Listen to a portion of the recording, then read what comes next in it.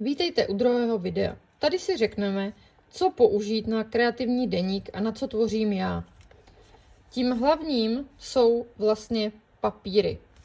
Já ty papíry mám v bloku, což každému doporučuju, protože je to fajn, máte to při jednom a nemusíte to někde hledat.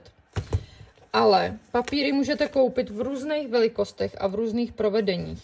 Třeba tyhle papíry jsou taky fajn, protože to máte v té kroužkové vazbě a můžete vlastně si tam tvořit. A zároveň tady máte možnost si to potom dát pryč a třeba si to zarámovat. A nebo pak jsou papíry vlastně takhle, že jsou tam vlastně přilepené k sobě a musíte ho oddělit a jednotlivě malovat na papír. To, co je ale nejvíc zásadní na těch papírech, je vlastně ta gramáž. Já používám mix media, to je vlastně styl, kde mícháte všechny způsoby tvorby akrylem, takže se používá hodně ty koláže, lepení, jako jsem vám ukázala v tom prvním videu. A protože se tam toho používá opravdu hodně vody, tak potřebujete, aby ten papír měl co nejvyšší gramáž, aby vlastně vydržel všechno, co na to dáváte. Jo, takže tady u toho videa, jak jsme si ukazovali,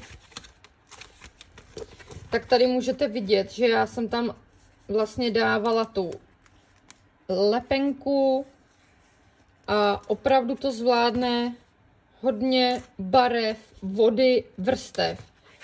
A třeba ten je opravdu málo, 190.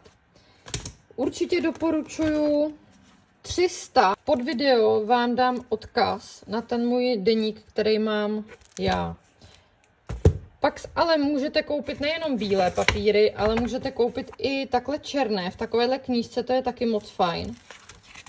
A můžete zase vyzkoušet něco úplně jiného. A nebo potom jsem taky objevila takovéhle plátno, že jsou to vlastně jednotlivá plátna, na která můžete malovat, tvořit a pak si ho můžete třeba přilepit na lepenku.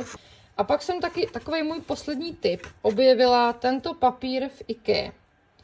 Není to úplně žádná sláva, ale na zkoušení všeho možného různého barev je úplně dostačující. Tak doufám, že se vám tohle video líbilo, že vám to trochu pomohlo ve výběru. Příště si můžeme ukázat, jak si připravit takovýhle akvarelový papír, jak ho připravit, aby se vám nekroutil, když ho nemáte v bloku.